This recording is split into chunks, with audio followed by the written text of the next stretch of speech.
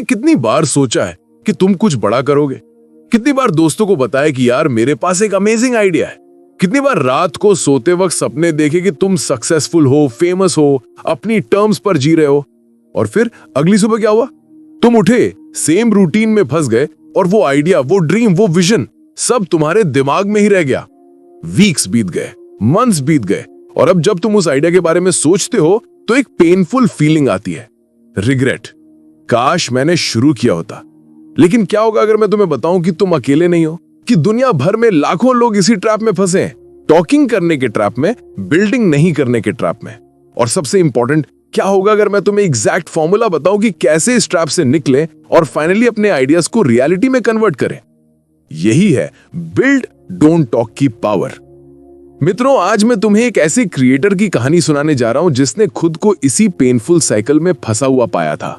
राज शर्मा। और हाँ, ये एक फिक्शनल नेम है, लेकिन इसकी स्टोरी बिल्कुल रियल है, क्योंकि ये हम में से किसी की भी स्टोरी हो सकती है। राज एक typical Indian middle class family से था। इंजीनियरिंग की पढ़ाई की, एक डिसेंट आईटी जॉब मिल गई, और बाहर से देखो तो सब सेटल था। लेकिन अंदर राज घुट रहा था।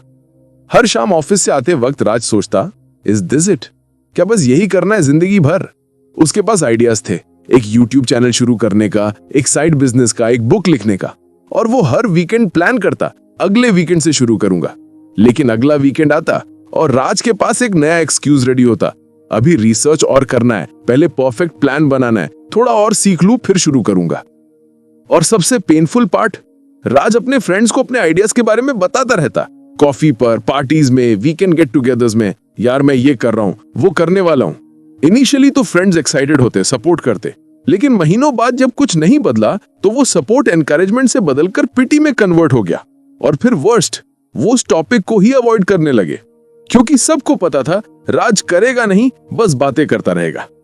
एक दिन की बात है, राज के कॉलेज का एक जूनियर मिला, अर्जुन। वो भी सेम फील्ड में था, लेकिन बहुत कुछ अलग था उसमें।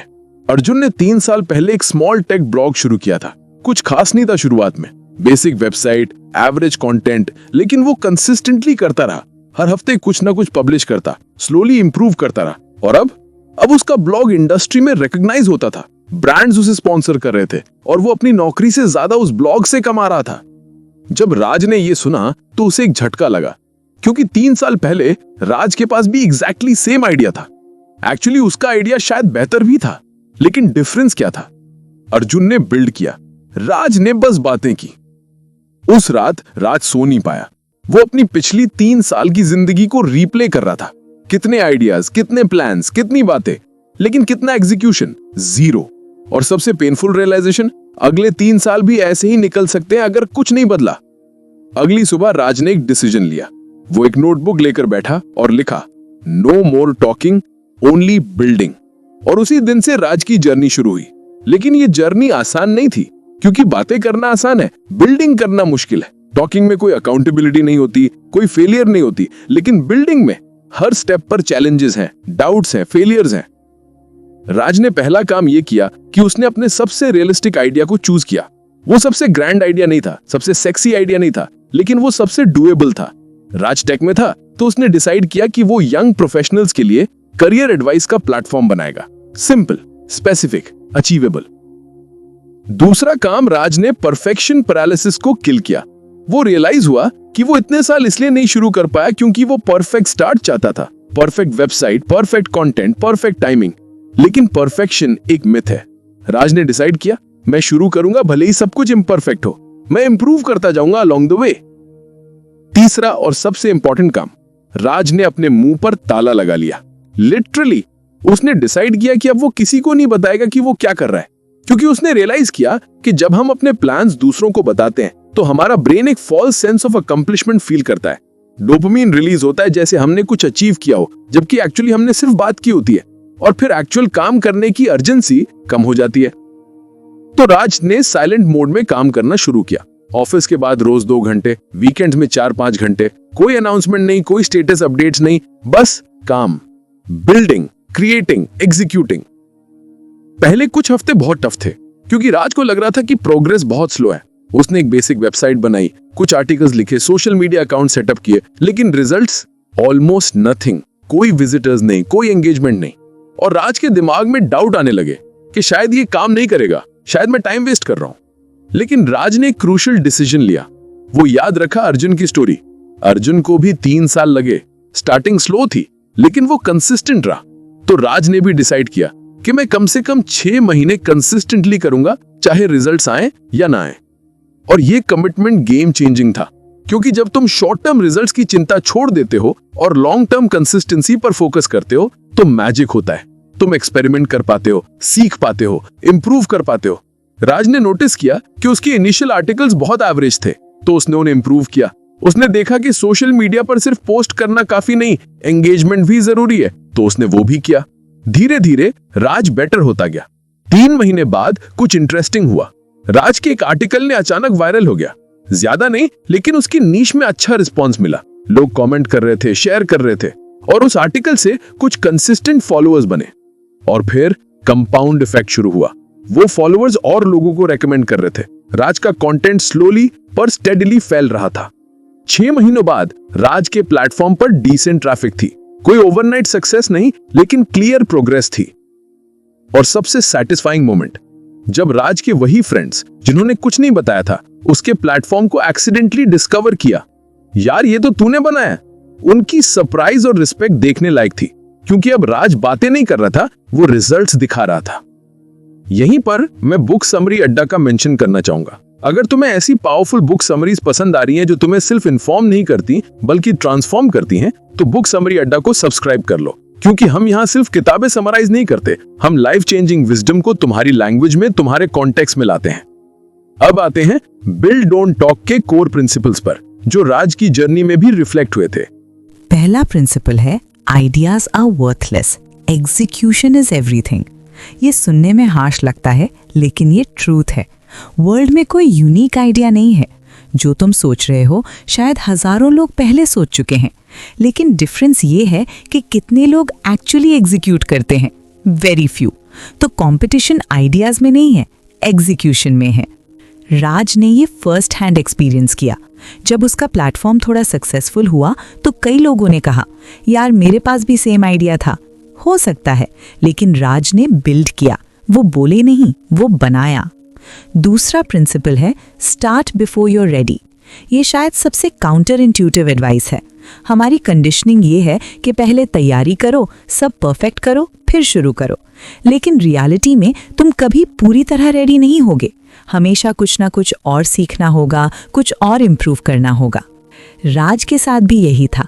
जब उसने अपना फर्स्ट आर्टिकल पब्लिश किया, वो नर्वस था। क्या अगर गलतियां हैं, क्या अगर लोग जज करेंगे? लेकिन उसने किया एनीवे। और हाँ, गलतियां थी, लेकिन वो गलतियों से सीखा। और अगर वो वेट करता रेडी होने का, तो शायद कभी शुरू ही नहीं करता। तीसरा प्रिंसिपल है build in public but don't talk in private. ये थोड़ा कंफ्यूजिंग लग सकता है। मतलब जो तुम बिल्ड कर रहे हो उसे पब्लिकली शेयर करो, अपना वर्क दिखाओ, अपनी प्रोग्रेस शेयर करो, लेकिन प्राइवेटली फ्रेंड्स, फैमिली के साथ ज्यादा बातें मत करो अपने प्लान्स की। क्योंकि पब्लिकली बिल्डिंग की अकाउंटेबिलिटी बनती है। लोग देख रहे हैं तो तुम्हें कंसिस्टेंटली परफॉर्म करना पड़ता है। लेकिन प्राइवेटली बहुत बातें करने से वो फॉल्स अकम्प्लिशमेंट आता है, जिसकी हमने बात की। राज ने एग्जैक्टली यही किया। वो अपना हर आर्टिकल पब्लिकली पोस्ट करता, अपनी लर्निंग्स शेयर करता, अपनी जर्नी डॉक्यूमेंट करता, लेकिन प्राइवेटली बस काम करता रहता। चौथा प्रिंसिपल है एम्ब्रेस द सक। इनिशियल फेज सक्स, पीरियड। तुम्हारा पहला वर्जन खराब होगा, तुम्हारे पहले कस्टमर्स या फॉलोअर्स कम होंगे, तुम्हारी इनिशियल अर्निंग्स नेग्लिजिबल होंगी। ये सब एक्सपेक्टेड है। लेकिन ज्यादातर लोग यहीं क्विट कर देते हैं, क्योंकि वो इस फेज को अनकंफर्टेबल पाते हैं। लेकिन जो लोग सक्सेसफुल होते हैं, वो इस सक फेज को एम्ब्रेस करते हैं। वो जानते हैं कि ये टेम्पररी है। वो जानते हैं कि हर सक्सेसफुल पर्सन ने इस फेज से गुजरा है। राज के पहले 3 महीने एग्जैक्टली यही थे। ऑलमोस्ट कोई विजिटर्स नहीं, कोई रेवेन्यू नहीं, कोई वैलिडेशन नहीं। लेकिन वो रुका नहीं। वो जानता था कि ये पार्ट ऑफ द प्रोसेस है। 5वां प्रिंसिपल है फीडबैक ग्रेटर देन प्लानिंग। हम प्लानिंग में बहुत टाइम लगाते हैं, business plans, content calendars, detail strategies. लेकिन इससे बेटर है जल्दी से कुछ बिल्ड करो, मार्केट में लॉन्च करो, रियल फीडबैक लो, फिर इटरेट करो। क्योंकि तुम प्लानिंग में सिर्फ अज्यूम कर रहे हो, लेकिन रियल वर्ल्ड में एक्चुअल डेटा मिलता है। रियल यूजर्स बताते हैं कि क्या काम कर रहा है और क्या नहीं। राज ने ये अप्रोच फॉलो किया। उसने महीनों प्लानिंग में नहीं लगाए, उसने क्विकली एक MVP बनाई और लॉन्च कर दी। फीडबैक से उसे पता चला कि लोग क्या चाहते हैं, फिर उसने अकॉर्डिंगली इम्प्रूव किया। ये इटरेटिव अप्रोच प्लानिंग से कहीं ज़्यादा इफेक्टिव था। छठा प्रिंसिपल है कंसिस्टेंसी बीट्स इंटेंसिटी। हम ऑफन मोटिवेटेड होते हैं और फिर इंटेंसली काम करते हैं, पूरा वीकेंड एक प्रोजेक्ट में लगा देते हैं, लेकिन फिर अगले 2 हफ्ते कुछ नहीं करते। इससे बेटर है हर दिन थोड़ा थोड़ा लेकिन कंसिस्टेंटली, क्योंकि बिल्डिंग एक मैराथन है, स्प्रिंट नहीं, और मैराथन्स कंसिस्टेंसी से जीती जाती हैं, इंटेंसिटी बर्स्ट से नहीं। राज ने अपने लिए एक सिंपल रूल बनाया, नो 0 डेज। मतलब हर दिन, चाहे वो कितना भी बिजी हो, वो कम से कम 30 मिनट अपने प्रोजेक्ट पर काम करेगा। कभी कभी वो सिर्फ एडिटिंग होती, कभी रिसर्च, कभी एक पैराग्राफ लिखना, लेकिन कुछ ना कुछ होता। और ये कंसिस्टेंसी कंपाउंड होती गई। 6 महीने में उसने 180+ दिन काम किया। इमेजिन करो कितना अक्यूमुलेट हो गया होगा। 7वां प्रिंसिपल है build for one, not for everyone. जब हम शुरू करते हैं तो हम सबको इम्प्रेस करना चाहते हैं, ब्रॉड ऑडियंस टारगेट करते हैं, लेकिन ये स्ट्रैटेजी फेल होती है, क्योंकि जब तुम एवरीवन के लिए बिल्ड करते हो तो तुम एक्चुअली कोई के लिए नहीं बिल्ड करते। बेटर है एक स्पेसिफिक पर्सन को इमेजिन करो, उनकी स्पेसिफिक प्रॉब्लम्स को समझो, उनके लिए स्पेसिफिकली बिल्ड करो। आयरॉनिकली, जब तुम एक पर्सन के लिए डीपली बिल्ड करते हो तो बहुत सारे और लोग भी रिलेट करते हैं, क्योंकि वो स्पेसिफिक प्रॉब्लम बहुत लोगों की कॉमन प्रॉब्लम होती है। राज ने अपने लिए एक पर्सोना बनाया, Rahul, 25 years old, 2 years into corporate job, feels stuck, wants to do something different but doesn't know how.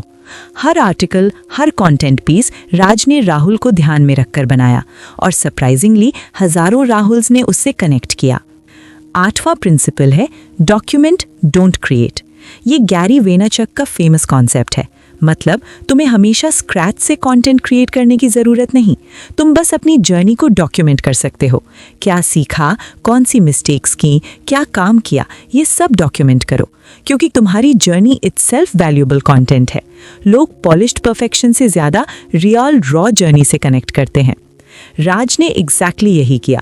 वो अपनी बिल्डिंग प्रोसेस को ओपनली शेयर करता रहा, अपनी स्ट्रगल्स, अपनी विन्स, अपनी लर्निंग्स, और लोगों ने इससे डीपली कनेक्ट किया, क्योंकि वो सिर्फ एडवाइस नहीं दे रहा था, वो अपना रियल एक्सपीरियंस शेयर कर रहा था। 9वां प्रिंसिपल है शिप देन इटरेट।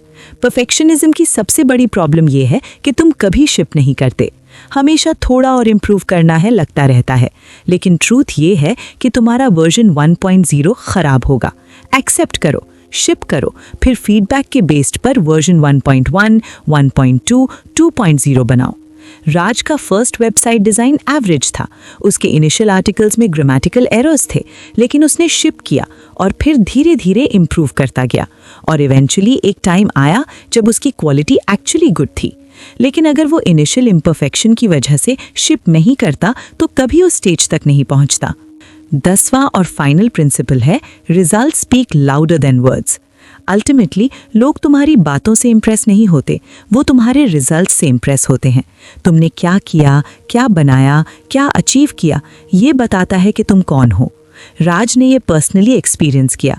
जब वो बातें कर रहा था लोग उसे सीरियसली नहीं लेते थे, लेकिन जब उसने एक्चुअल प्लेटफॉर्म बिल्ड किया, एक्चुअल ऑडियंस ग्रो की, एक्चुअल इम्पैक्ट क्रिएट किया, तब लोगों की परसेप्शन कंप्लीटली बदल गई। अब राज को रिस्पेक्ट मिलती थी, अपॉर्चुनिटीज आने लगी, ब्रांड्स कोलैबोरेट करना चाहते थे, मीडिया कवरेज मिली, और सबसे सैटिस्फाइंग वो लोग जो पहले स्केप्टिकल थे अब एडवाइस मांग रहे थे। लेकिन राज की जर्नी में सबसे पावरफुल मोमेंट तब आया जब उसे एक ईमेल मिला। एक यंग प्रोफेशनल ने लिखा, राज, मैं पिछले 2 साल से स्टक फील कर रहा था। तुम्हारे प्लेटफॉर्म ने मुझे करेज दी। मैंने अपना साइड प्रोजेक्ट शुरू किया। आज 6 महीने हो गए और मुझे लग रहा है मैं फाइनली राइट डायरेक्शन में जा रहा हूँ। Thank you. उस ईमेल को पढ़कर राज की आंखें नम हो गईं, क्योंकि ये वो मोमेंट था जब उसे रियलाइज हुआ कि बिल्डिंग सिर्फ खुद के लिए नहीं होती। जब तुम जेन्युइनली बिल्ड करते हो, तुम दूसरों की लाइफ्स को भी टच करते हो, तुम इंस्पिरेशन बनते हो, तुम प्रूफ बनते हो कि हाँ, ये पॉसिबल है। और ये जर्नी राज ने कैसे शुरू की थी?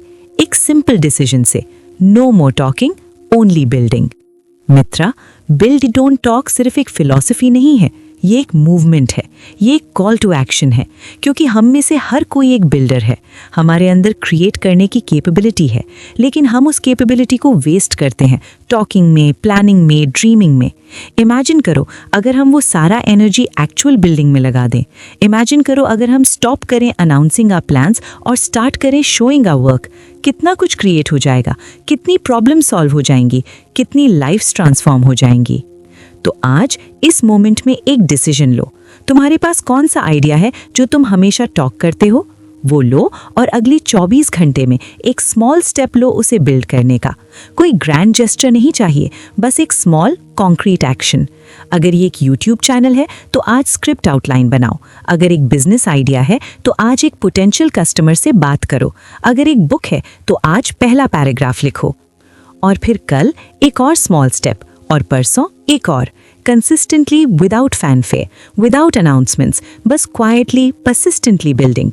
क्योंकि 6 महीने बाद, साल भर बाद जब लोग तुम्हारे रिजल्ट्स देखेंगे तो वो शॉक्ड होंगे, ये कब हुआ, कैसे हुआ? और तुम मुस्कुरा कर कहोगे, धीरे धीरे, consistently, while everyone was talking, मैं बिल्डिंग कर रहा था। बिल्ड डोंट टॉक हमें सिखाती है कि सक्सेस एक ओवरनाइट फिनोमिनन नहीं है, ये डेली चॉइसेस का रिजल्ट है।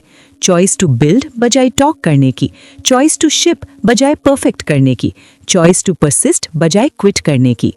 तो क्या तुम रेडी हो? रेडी हो अपनी टॉकिंग को बिल्डिंग में कन्वर्ट करने के लिए? क्योंकि तुम्हारे आइडियाज डिजर्व करते हैं एग्जिस्ट करना, तुम्हारे ड्रीम्स डिजर्व करते हैं रियलिटी बनना, लेकिन ये तब तक नहीं होगा जब तक तुम उन्हें बिल्ड नहीं करोगे। तो चलो आज से बिल्ड डोंट टॉक, क्योंकि दुनिया को तुम्हारी बातों की नहीं, तुम्हारी बिल्डिंग की जरूरत है।